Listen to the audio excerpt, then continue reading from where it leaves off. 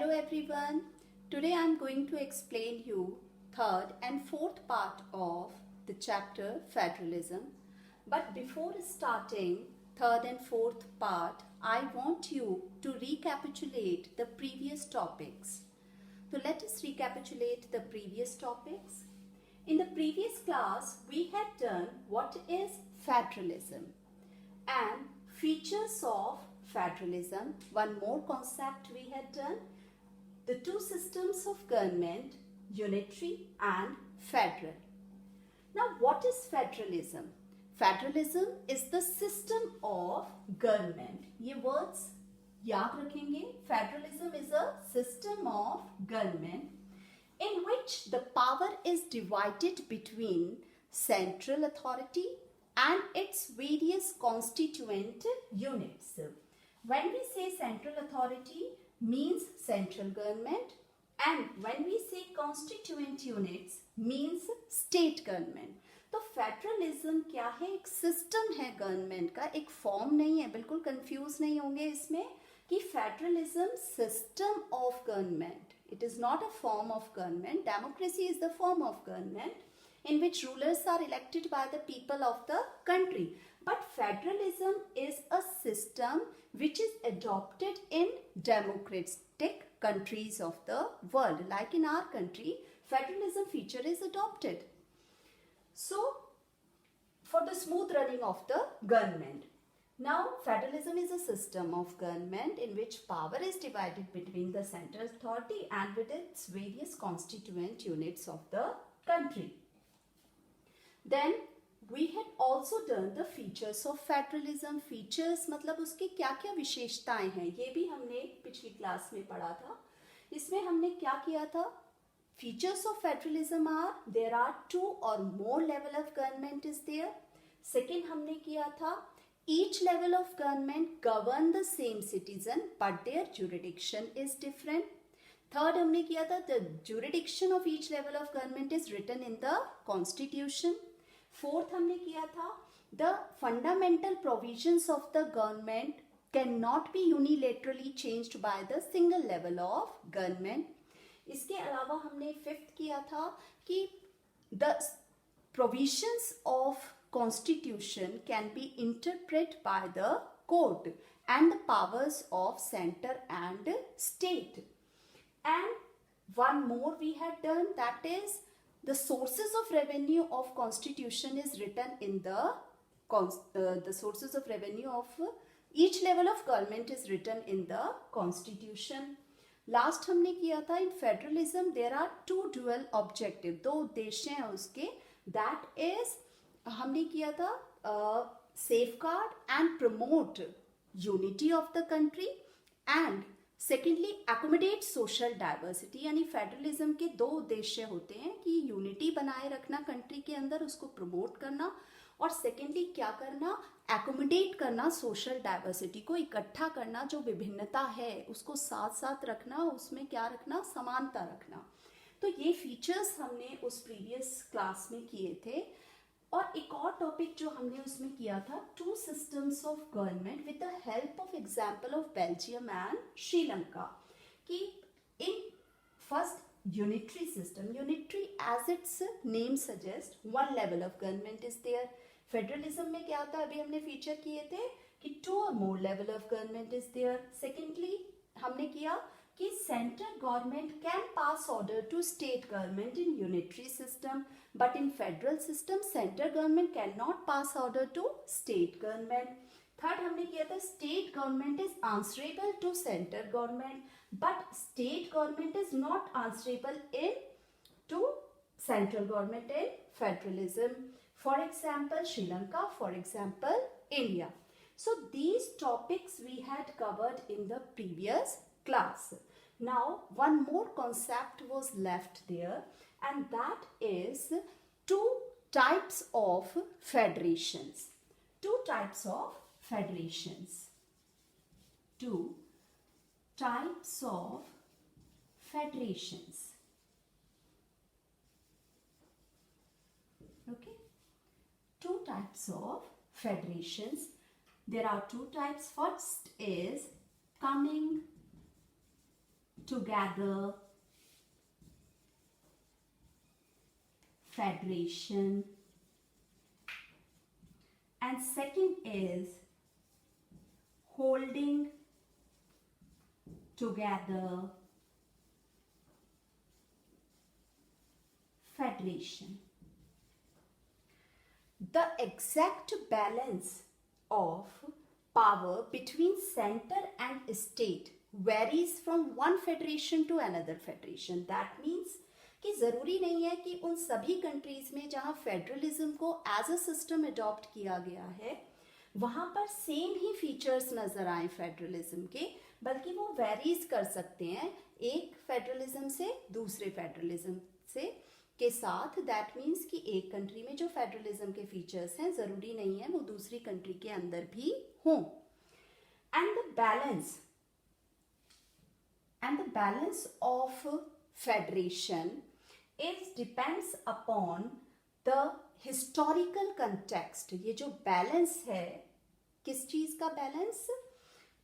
Sharing of power का between different federations वो very करता है बिकॉज ऑफ हिस्टोरिकल कंटेक्स्ट कि पर्टिकुलर कंट्री का क्या हिस्ट्री रही है, वहाँ पर किस तरह के फीचर्स हैं, किस तरह से वो जो फेडरेशन है वो वहाँ ओरिजिनेट हुई है.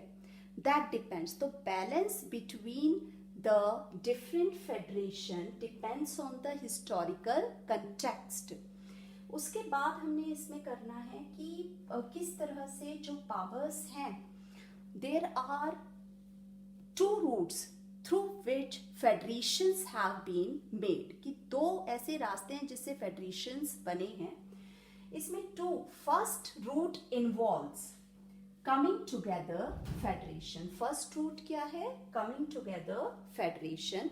It involves many independent states coming together of their own to make a bigger unit so that by pooling sovereignty and retaining identity they gain security. अब इसका मतलब समझेंगे कि coming together federation क्या होता है कि जब बहुत सारे जो इंडिपेंडेंट स्टेट हैं वो एक साथ आ जाते हैं अपनी सॉवरेनिटी को पोल करके, अपनी स्वायत्तता को पोल करके, और वो एकजुट हो जाते हैं ताकि उन्हें क्या मिल सके?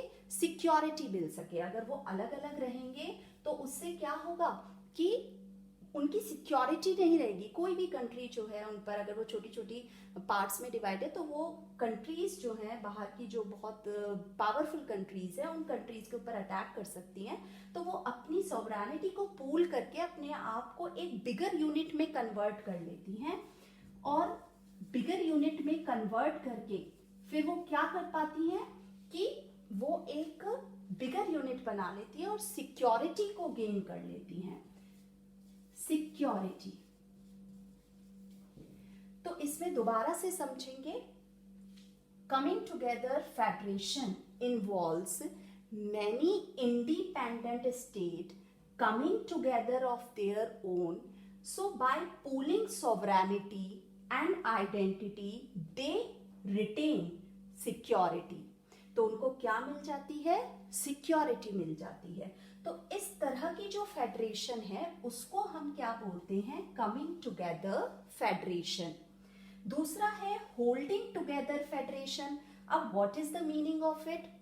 It involves that when a bigger country is decided to divide it into a many constituent units so that administration runs smoothly. कि एक बड़ी कंट्री है और वो अकेले एक लेवल ऑफ गवर्नमेंट वहां पर काम नहीं कर पा रही है, तो वो क्या करते हैं कि कई स्टेट्स में डिवाइड कर देते हैं, कॉन्स्टिट्यूएंट यूनिट्स में डिवाइड कर देते हैं, और उन कॉन्स्टिट्यूएंट यूनिट्स की अपनी अलग लेवल ऑफ गवर्नमेंट होती है. तो इस तरह से क्या हुआ कि अपने आप एक बड़ी कंट्री ने अपने आप को कई स्टेट्स में डिवाइड कर दिया ताकि वहाँ की एडमिनिस्ट्रेशन स्मूथली रन कर सके. तो उसको हम क्या बोलते हैं? Holding together federation. That means कि एक बड़ी कंट्री है और उसने अपने आप को कई पार्ट्स में डिवाइड कर दिया, अलग अलग पार्ट्स को के अंदर अलग लेवल ऑफ गवर्नमेंट हो गई. तो जिससे क्या होगा कि वो अपना वर्क स्मूथली कर पाएंगे। फेडरेशन यहाँ पर भी है, फेडरेशन यहाँ पर भी है। तो let us do the difference between coming together federation and holding together federation. तो as its name suggest, when independent states coming together of their own, so by pooling sovereignty and retaining identity, they get the security. On the other hand, holding together federation की definition हम किस तरह से देंगे? It involves when a bigger unit decided to divide it into a constituent units so that they administer the country smoothly. Okay, now this is the first difference. First difference हो जाएगा, एक एक हम डेफिनेशन राइट डाउन कर देंगे। उसके बाद हम इसके अंदर सेकंड क्या लिख सकते हैं कि कमिंग टुगेदर फेडरेशन में ये सभी स्टेट्स जो है अपनी सॉवरेनिटी को पूल करके आए हैं। दैट मीन्स इन सभी के पास सेम पावर होगी। तो हम इसे किस तरह से लिख सकते हैं कि states have the equal power and they are equally strong in coming together federation. जबकि होल्डिंग टुगेदर फेडरेशन में क्या होगा कि central government tends to be more powerful than the state, कि सेंट्रल गवर्नमेंट ज्यादा पावरफुल हो सकती है एज कंपेयर टू स्टेट्स। अब इसमें for example holding together for federation में एग्जाम्पल किसका आता है? इंडिया का। On the other hand coming together federation में हम किसका एग्जाम्पल लिख सकते हैं? यूएसए का या स्विट्जरलैंड का। Okay, so here we completed the two types of federation, coming together federation and holding together federation. Hope you all get it. Then we move to the next topic, that is what makes India. We have earlier seen that how Belgium and Sri Lanka faces many problems because of the diversity in their country, but they adopted various measures to resolve the conflicts in their country. Now what happened to the country like ours, which is very vast? So much of diversity is there in our country in terms of religion, regions, languages. Then which kind of power sharing arrangement is adopted in our country to remove the conflicts? Let us go back to the Constitution. After the independence of our country, India faces a painful and bloody partition, and later on many princely states included into our country. Our Constitution declares India as a union of states. Our Constitution declares India as a union of states. Although it did not use word federation in the Constitution before, but the features of federation was there in our country and still there in our country. Then later on, if we move to the chapter, we see that how features of federalism is there in our country. When we do the features of federalism, what we have noticed, हमने क्या notice किया था? हमने notice किया था कि all the 7 features are there in our country. Although originally Constitution provides two tier of government, that is central government and state government. यानी जब Constitution बना था तो सिर्फ 2 tiers system of government was there, central government and state government originally. But after 1992, 73rd and 74th Amendment Act was introduced, and with the help of it, panchayats and municipalities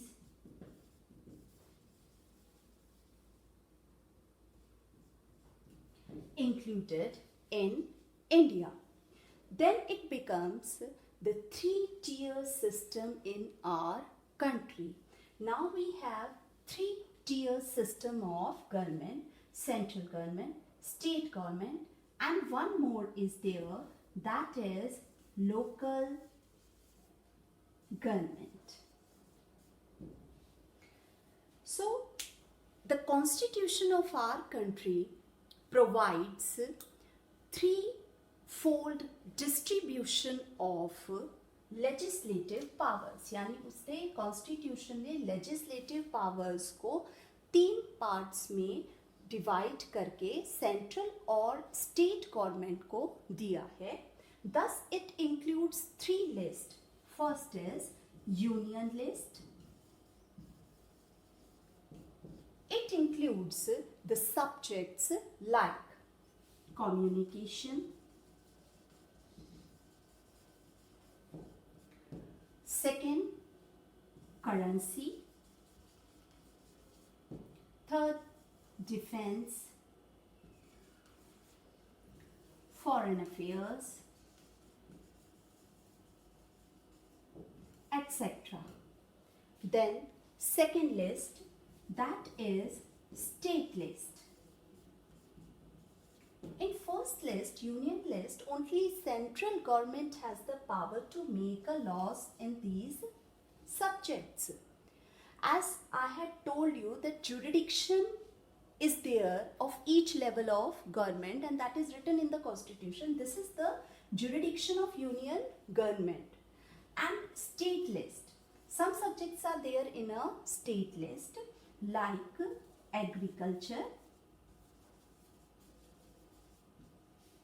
irrigation, trade, etc. These kind of subjects only states has the power to make the laws. Now the third list, and the third list is concurrent list.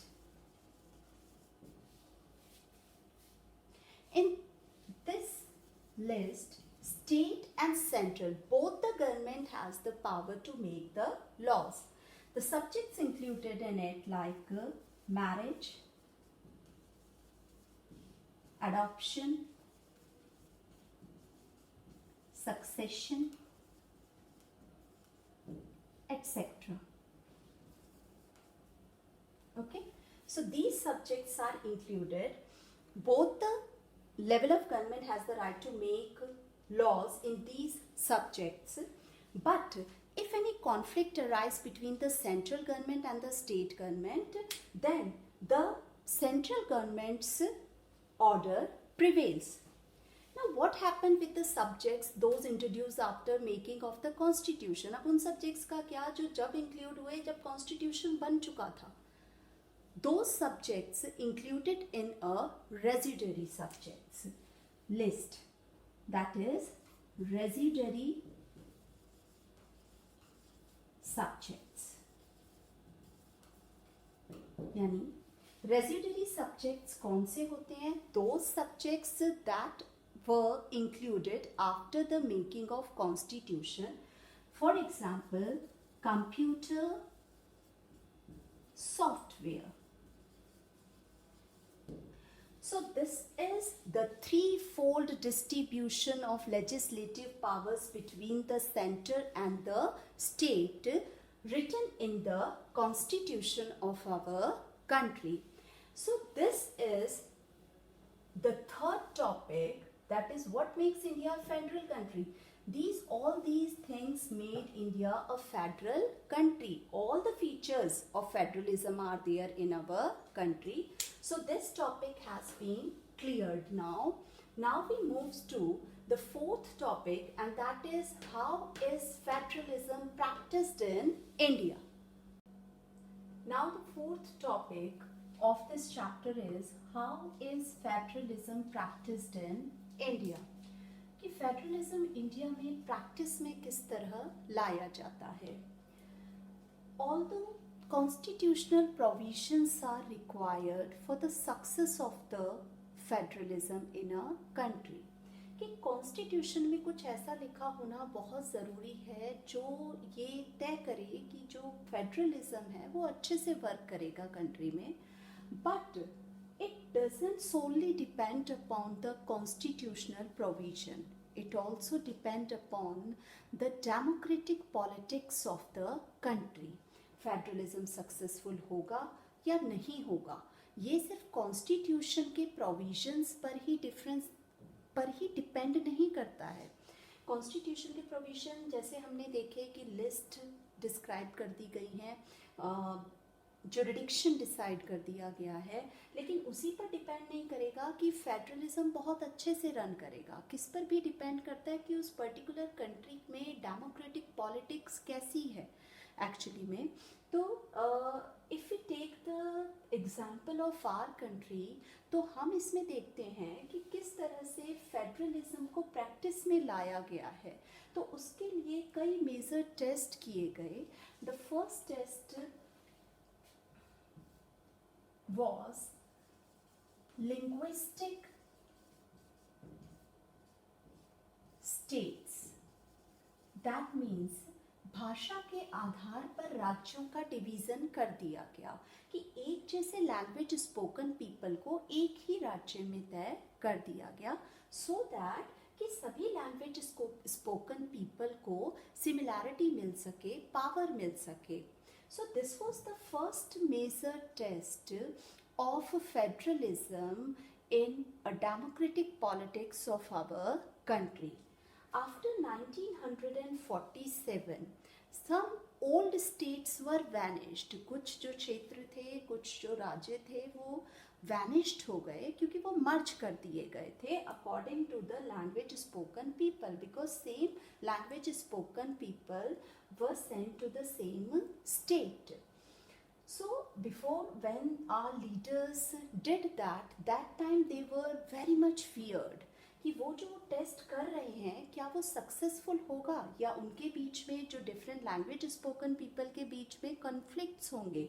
लेकिन ऐसा नहीं हुआ. दे वर surprised कि बहुत अच्छे से ये linguistic states की पॉलिसी जो थी वहाँ पर हमारी कंट्री पर अडॉप्ट कर ली गई.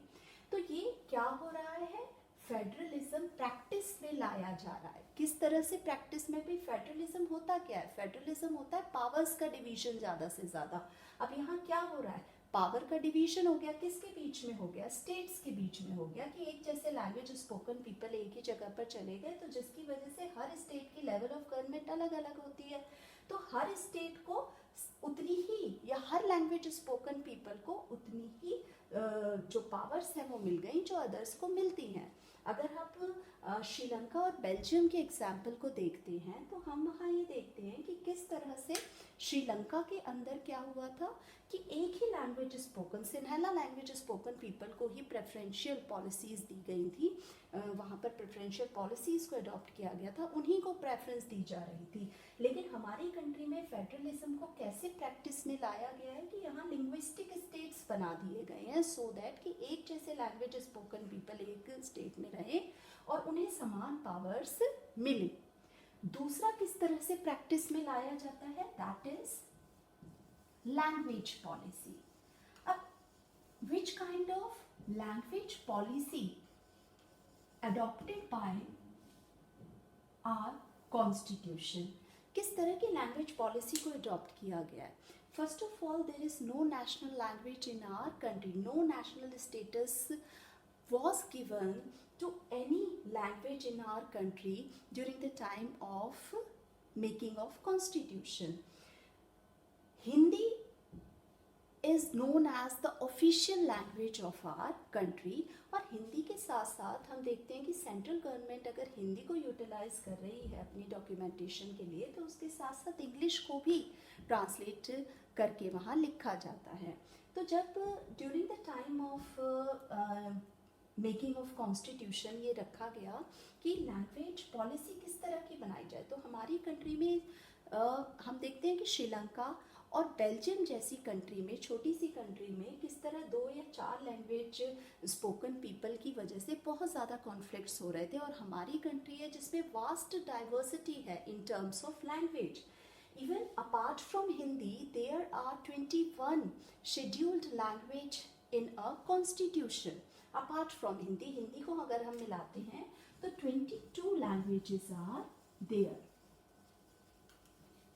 22 languages are scheduled language in our country and सभी को समानता मिली है। Each state has the official language। Her state की क्या है? ऑफिशियल लैंग्वेज है। स्टेट की क्या है? Official language. और हिंदी क्या है? हिंदी सेंटर की ऑफिशियल लैंग्वेज है। और हर स्टेट की अपनी अलग ऑफिशियल लैंग्वेज है। तो पावर बहुत अच्छे से डिस्ट्रीब्यूट हुई है हमारी कंट्री में डिफरेंट लैंग्वेज स्पोकन पीपल में, तो जिसकी वजह से कोई भी कॉन्फ्लिक्ट्स अराइज नहीं होते। अपार्ट फ्रॉम कि यहाँ इतनी ज़्यादा लैंग्वेज स्पोकन पीपल रहते हैं। So these are 2 test that we had done now. अभी हमने किए थे कि भाई किस तरह लैंग्वेज लिंग्विस्टिक स्टेट पॉलिसी को अडॉप्ट किया गया हमारी कंट्री में और वो सक्सेसफुल हुआ। आफ्टर दैट लैंग्वेज पॉलिसी इस तरह की अडॉप्ट की हुई है कि कोई कॉन्फ्लिक्ट ही अराइज नहीं होते हैं। तो क्या प्रैक्टिस में लाया जा रहा है? फेडरलिज्म को प्रैक्टिस में इस तरह से लाया जा रहा है हमारी कंट्री में। थर्ड हम करेंगे और वो करेंगे centre and state relation. Centre और स्टेट रिलेशन किस तरह की है हमारी कंट्री के अंदर? अगर हम उसे देखें तो हम ये देखते हैं कि किस तरह से restructuring the center and state relation is the one most important way to strengthen the democratic politics in our country।